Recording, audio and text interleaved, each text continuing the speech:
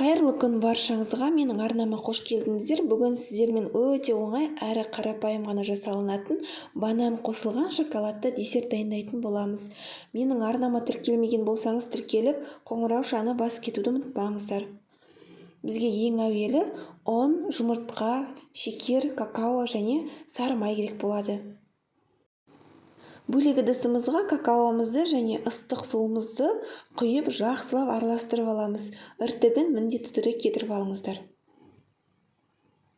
Енді жұмыртқамыздың үстінен шекерімізді салып, миксерімізбен жай жылдамдықтан жоғарғы жылдамдыққа дейін ағарғанша жақсылап көпіртіп аламыз. Міне дайын болды. Енді какао араласқан суымызды құятын боламыз. Және үстінен қопсытқыш саламыз. Және ұнымызды міндетті түрде електен өткізіп алыңыздар. Біздің бисквитіміз 2 есе әдемі болып шығатын болады. Енді жақсылап араластырып болған соң, ерітілген сары майымызды құятын боламыз. Енді барлығын бір келкетіп араластырып дайындап аламыз. Міне бізде қоймалжың әдемі шоколадты тесто дайын болды. Кез келген өзіңіздегі бар формаға құюға болады.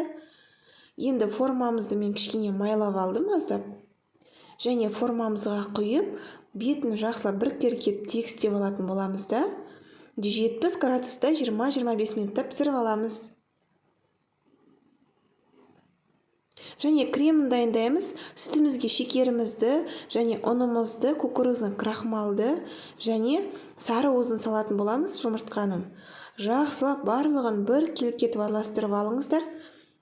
Жұмыртқаның сары уызын жақсылап араластырып болған соң, отымызға қойып бір қайнатып аламыз. Енді отымызға қойып үздіксіз араластырып отырамыз. Креміміз қоюланғанша жақсылап араластырып отырамыз. Ең бастысы біздің креміміздің асты жабысып қалмауы керек. Жабысып қалса, біздің креміміз әдемі шықпай қалады. Міне бізде бір қайнаған соң, қоюланған соң креміміз дайын болады. Енді астын өшіріп, оттың астын сөндіреміз де, осылай ыстық күйінде сары майымызды жақсылап араластырып алатын боламыз салып. Толықтай ерігенше араластырып отырамыз.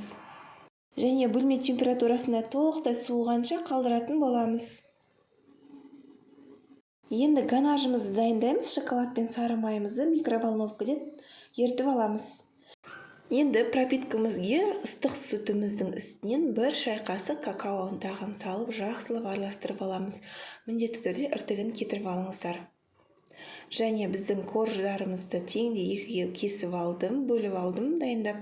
Және дайындап алған жаңағы какао ұнтағымыз бен сүтімізді ыстық күйінде осылай щеткамызбен немесе қасығымызбен жақсылап құйып шығатын боламыз.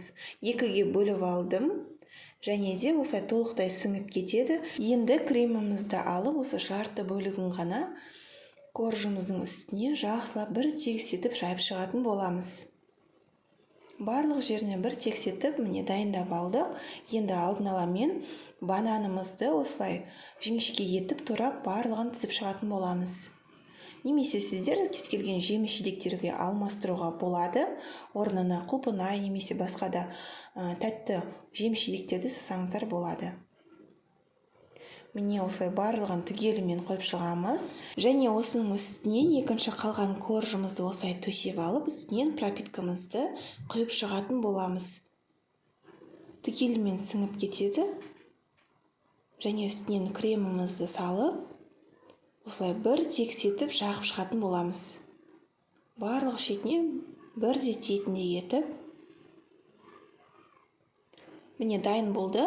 Енді үстінен жаңа алдын ала микроволновкаға ерітіп алған ганажымызды толықтай суытып, осылай құйып аламыз. Және қасығымыздың көмегімен жақсылап бір тегістетіп жайып шығатын боламыз. Міне дәл осылай видеодағыдай жайып шығамыз. Енді пышағымыздың көмегімен жақсылап қалауыңыз бойынша кесіп алыңыздар. Мен дәл осылай 12 бөлікке кесіп алдым. Және үстіне әсемдік үшін бананымызды жіңішке етіп қойып шығатын боламыз. Немесе кез келген жеміс-жидектерді қойып шықсаңыздар болады алмастырып. Міне біздің шоколадты десертіміз дайын болды. Дастарханға қонақтарыңызға ұсына берсеңіздер болады. Бір жасағаннан таусылып кететін өте дәмді шоколадты десерт. Сіздер жасап көріңіздер. Егер видео ұнаған болса, лайк басып, пікір қалдыруды ұмытпаңыздар. Егер тіркелмеген болсаңыз, тіркеліп, қоңыраушаны басып кетіңіздер.